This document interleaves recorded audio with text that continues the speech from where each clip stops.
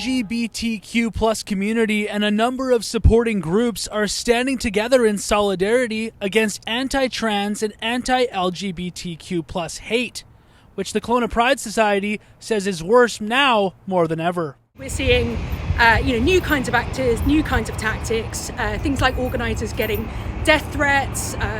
Recently we had a comment that needed to be taken down, I think on TikTok, someone saying they were going to show up with a rifle and turn us into food. So it's causing a lot of distress, and a lot of different conversations within our communities.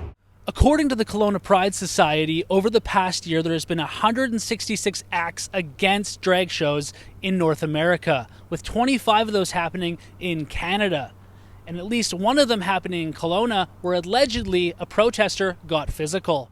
People are being swept up into hysteria and fear that's being generated by really right-wing extreme activists, and mostly influenced out of the US.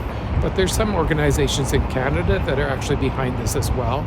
And so we've seen that influence creeping into Kelowna. We don't need violence. We can disagree on things, but we don't need to oppose it in a physical way.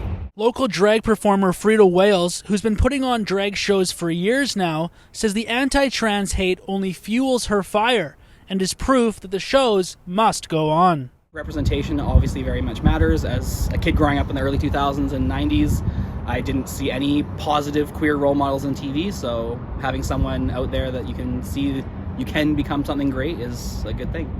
As well as other future events, the Kelowna LGBTQ plus community is asking for the public to stand with them in solidarity and show their support on January 28th at the Okanagan Regional Library, where drag performer Frida Wales will be reading books to children. I'm Braden Ursel in Kelowna for Castanet.